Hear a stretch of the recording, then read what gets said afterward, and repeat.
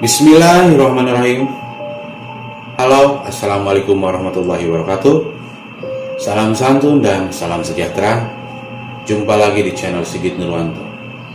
Di episode kali ini adalah episode lanjutan part pertama, yaitu Kualat Gunung Pulau Sari. Seperti yang diceritakan di episode pertama, mereka telah kehilangan Mira di Curug Putri. Pada saat itu mereka berusaha mengikuti kuncen dari Gunung Putri tersebut. Jadi mari kita langsung lanjut ke cerita. Setelah susah payah melewati semak belukar, akhirnya aku melihat sebuah rumah gubuk.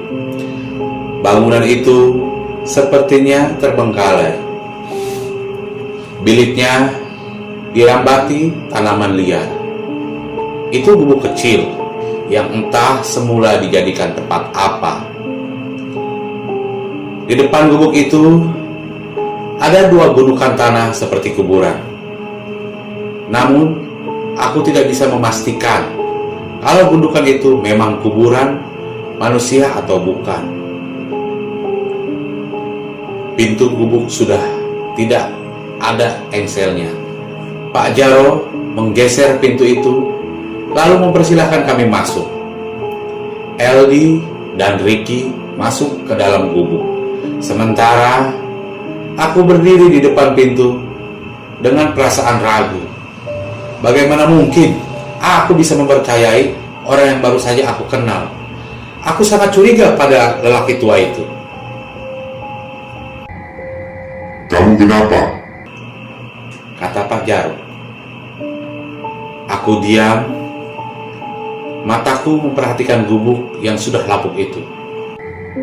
Curiga sama saya? Pak Jaro menatapku tajam. Hei, ayo masuk. Eldi melongokkan kepalanya. Ia berdecak kesal. Kita mau apa di dalam, Pak? Tanyaku penasaran sekaligus curiga. Ada ritual yang harus kalian lakukan sebagai bentuk permohonan maaf. Jangan khawatir, Ri. Masuk aja. Kali ini Ricky yang membujukku. Ragu-ragu, aku melangkahkan kaki masuk ke dalam gubuk itu. Di dalam tidak ada apa-apa.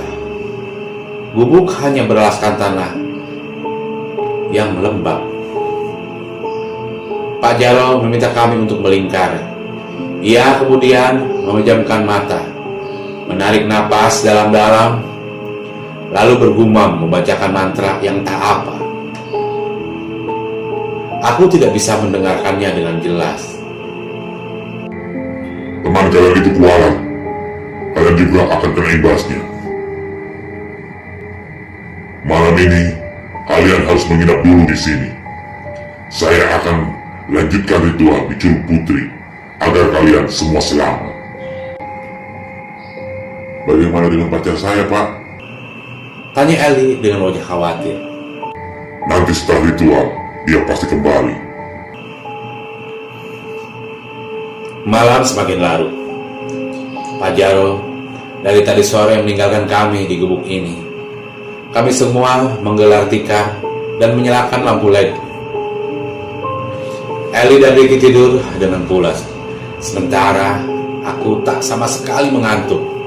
Pikiranku merayap kemana-mana. Aku tidak habis pikir kenapa mereka berdua bisa tidur dengan nyenyak, padahal Mira masih belum jelas keberadaannya. Kalau sampai dia tidak ditemukan, apa yang harus kukatakan pada omnya Mira? Dia pasti marah atau bahkan membawaku ke pengadilan. Selang beberapa saat, aku mencium minyak wangi yang menguat memenuhi ruangan gubuk. Aku bangun sambil mengendus-endus hidung dari mana bau minyak itu berasal. Ku ikuti sumber bau itu mengarah keluar gubuk. Ku geserkan pintu bilik. Di luar seorang wanita berjaket biru. Ia mengenakan celana levis sedang duduk di atas gundukan tanah. Ia berpakaian layaknya seorang pendaki. "Kamu siapa?" tanyaku. Ia menoleh kepadaku. Wanita itu lalu bangun dari duduknya. Pulang! Katanya. Tatapannya tajam ke wajahku. "Pulang?"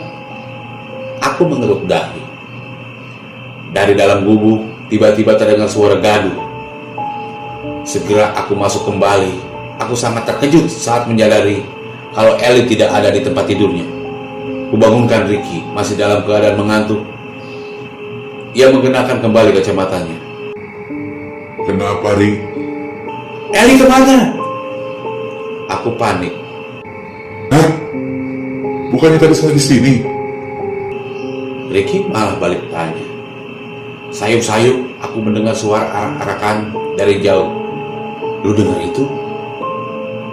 Aku merancungkan telinganya. "Ayo, Rick." Ricky bangun. Ia menggulung tikarnya dan memasukkannya ke dalam tas. Aku juga segera berkemas. Kami segera bergegas keluar. Dari kejauhan terlihat rombongan orang yang membawa obor. Aku dan Ricky langsung mengikuti mereka. Kami menerobos semak belukar. Semakin dekat rombongan itu, semakin jelas kulihat ada Ellie di antara mereka. Ia berbaris sambil menggendong obor. Entah akan menuju kemana mereka pergi. "Ellie!" teriakku sambil terus mendekatinya. Saat berhasil mendekati rombongan itu, ku coba menarik lengan Ellie. Tapi dia malah mendorongku dan terus berjalan mengikuti rombongan. Aku terjeram ke semak-semak. Ricky membantuku untuk bangun. Aku hendak mengejar Ellie lagi, namun Ricky malah menahan lenganku. "Kenapa, Rick?" Dia bukan sudah Elgi. "Lu mau apa sih? Itu teman kita, Rick."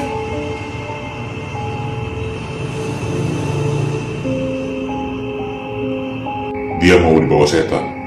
Lebih baik kita pergi saja dari tempat berbahaya ini. "Lu gimana sih? Becus enggak sih jadi pemandu?" Aku kesal. Ku tepis genggaman tangannya. Rombongan semakin menjauh. Tanpa memedulikan Ricky, ku kejar rombongan itu.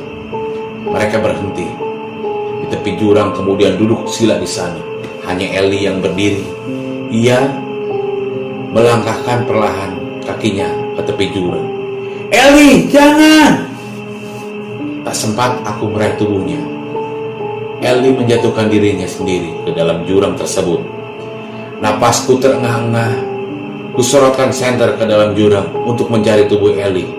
Tapi jurang itu terlalu dalam. Aku tidak dapat menemukan Ellie. Hei, ayo pergi! Ricky memanggilku dari jauh.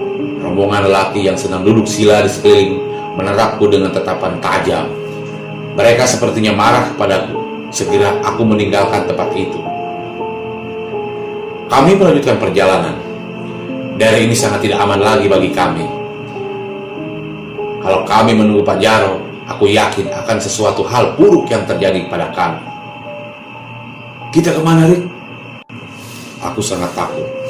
Semua kacau malam itu. Ke kawah. "Ngapain ke sana?" Aku berhenti mengelangkah. Kita harus cari Mira. Tadi gua lihat Ellie terjun di jurang. Kita cari dia juga. Kalau emang benar mati, setidaknya kita harus temukan dia saja. Begini, Ri, di kawah pasti banyak orang. Nanti kita minta bantuan mereka. Aku diam. Ada benarnya juga apa yang dikatakan Ricky. Sudah 2 jam kami berjalan. Entah kenapa aku merasa kalau kami semakin tersesat. Tidak ada jalan setapak yang menjadi jalur pendakian. Sialnya, kami malah balik lagi ke gubuk tadi. Aku duduk lemas di atas tanah. Ricky menggelengkan kepala. Kami benar-benar dipermainkan setan malam itu.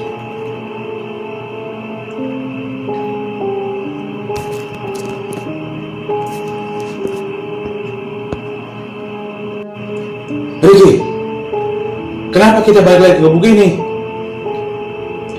Ricky tidak menimpali perkataanku. Sepertinya dia sedang berpikir keras. Kompas, Rick. Lu bawa kompas enggak? Aku berdiri lalu menghampirinya. Sebentar. Ricky memintaku untuk memegangi senternya. Dia membuka tas ranselnya untuk mencari kompas. Ada, Rick? Wah, untungnya gua bawa nih. Ia tersenyum sambil menunjukkan kompas itu padaku. Syukurlah. Aku menepuk pundak Ricky. Kulirik jam tangan, ternyata sudah jam 2 dini hari. Di balik semak-semak, ku dengar suara dengkuran babi hutan sedang mencari makan. Aku dan Ricky harus selalu waspada, karena babi hutan itu bisa saja menyerang kami. Kita ke arah mana sekarang? Barat. Kata Ricky sambil menyesuaikan arah jarum kompasnya. Tanpa putus asa, kami berdua kembali berjalan mengikuti arah jarum kompas. Kali ini aku yakin kami tidak akan balik lagi ke gubuk sialan itu. Ricky yang berjalan di depanku, semakin lama langkahnya semakin cepat, sampai-sampai aku harus berlari kecil agar tidak tertinggal. Rick, pelan-pelan jalannya, kataku. Ricky tiba-tiba berbelok ke kanan. Aku tidak dapat melihatnya karena terhalang oleh semak-semak. Ricky menghilang. Ku cari dia sambil menyorotkan senter ke segala arah, tapi tetap tidak ada. Ricky! Ricky! Aku panik. Keringat membasahi wajah. Ku dengar dengkuran babi semakin mendekat. Semak belukar di hadapanku berguncang. Sontak saja aku lari terbirit-birit tanpa arah dan tujuan. Semuanya jadi kacau. Aku semakin tersesat di gunung ini. Lelah, itu yang kurasakan. Kakiku rasanya tidak sanggup lagi untuk berlari. Napasku terengah-engah. Tenggorokanku kering. Persediaan air sudah habis. Kulepaskan tas ransel dan melemparkannya ke semak-semak. Lalu aku berbaring di atas rerumputan yang basah. Kulihat di langit, bulan mengambang dengan tenang. Kalau saja aku tidak pernah ikut dalam pendakian ini, mungkin semuanya akan baik-baik saja. Ari! Seorang memanggil. Itu jelas suara Mira, entah dari mana arahnya. Mir! Kusorotkan cahaya senter ke segala arah. Ari, sini! Sebuah tangan perempuan muncul dari balik semak-semak. Di pergelangan tangannya ada jam berwarna biru. Aku sangat mengenali jam tangan itu. Itu milik Mira. Mira, pelan-pelan ku dekati lengan itu. Sini! Lengan itu melambai-lambai. Ku dekati lengan itu. Bajuku ditarik paksa ke dalam semak-semak. Jelas saja aku kehilangan keseimbangan. Untung saja Mira menahan tubuhku. Ia membawaku ke sebuah perkampungan. Aku heran, kenapa di gunung seperti ini ada perkampungan yang sangat ramai. Wajah Mira terlihat sangat bahagia. Ia bahkan tidak berhenti-hentinya tersenyum. Kita di mana, Mir? Kampung itu sedang ramai. Orang-orang sibuk mempersiapkan sesuatu. Janur dipasang di depan sebuah rumah gubuk. Mereka membawa makanan dan buah-buahan lalu menyerahkannya pada 3 orang wanita yang berjaga di depan rumah. Mereka seperti akan menggelar hajatan. Gua mau nikah, Ri. Hah? Nikah? Jelas saja aku terkejut.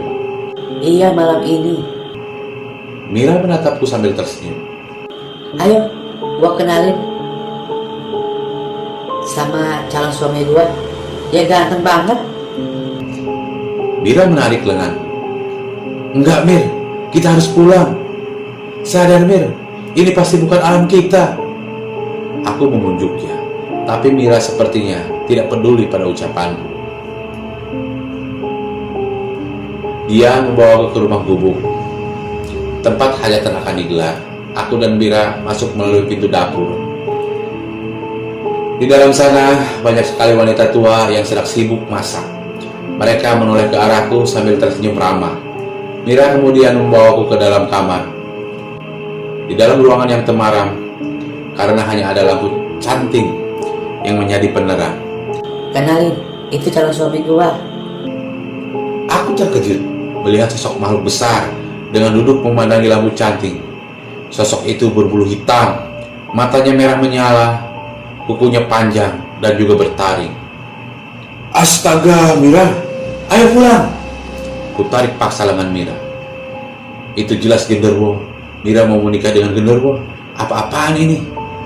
Sekuat tenaga, ku tarik paksa Mira keluar dari rumah gubuk itu. Namun, kami tidak semudah itu keluar dari kampung. Nyatanya, di halaman rumah sudah berdiri 5 lelaki berbadan besar menatapku dengan tatapan tajam. Mereka semua membawa golok.